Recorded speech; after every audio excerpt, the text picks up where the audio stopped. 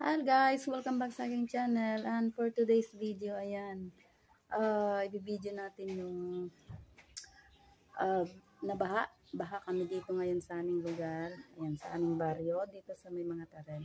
So ngayon ay July 23. So babalik sana ako ng Maynila, pero ayan, nabaha nga, wala akong masakyan. So na-stuck ako dito sa amin. Ayan, show ko sa inyo kung gaano kalalim na. Actually kahapon pa ito, so ngayon lang ako nakapag-video, nalubat kasi yung cellphone ko. So ayan guys, tingnan natin yung dulot ng baha dito sa amin. So ayan guys, dito sa may harap ng bahay, malalim na po yung tubig. Doon po yung bukid, dyan po yung sa may kalsada. So ito tayo ngayon guys, ito yung sa may terrace namin.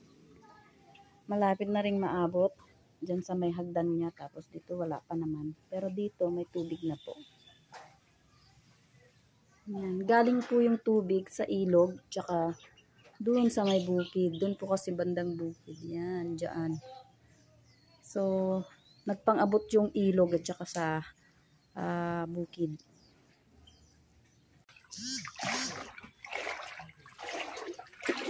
Yan guys, punta tayo sa may likod bahay.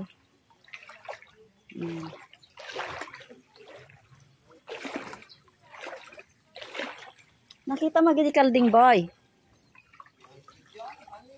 Ay, sinangyalis nga eh. Ayan si kapatid ko. Ayan, punta tayo sa may kalsada guys.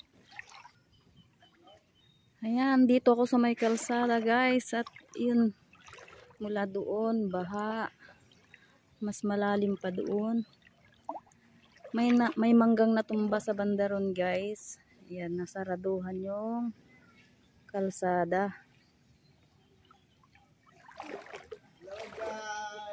At nandyan yung aking pinsan. Ayan, meron siyang ginawang bangka.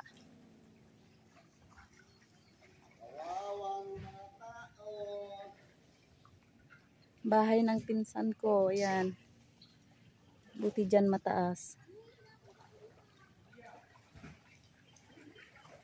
Doon po sa may bahay. Ayan, medyo mababa. Kaya ayan. Ang improvise na bangka. Kawayan. Kawayan. Hindi kita napicturean ah. So yan guys. Medyo hindi na ganong umuulan. Pero meron pa ring baha. Si nanay kumakain ng agahan. Nagluto ako ng yung mami. Eating time si nanay oh.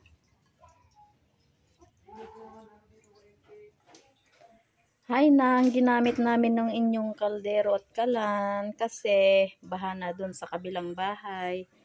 Naglalaga ako ng itlog.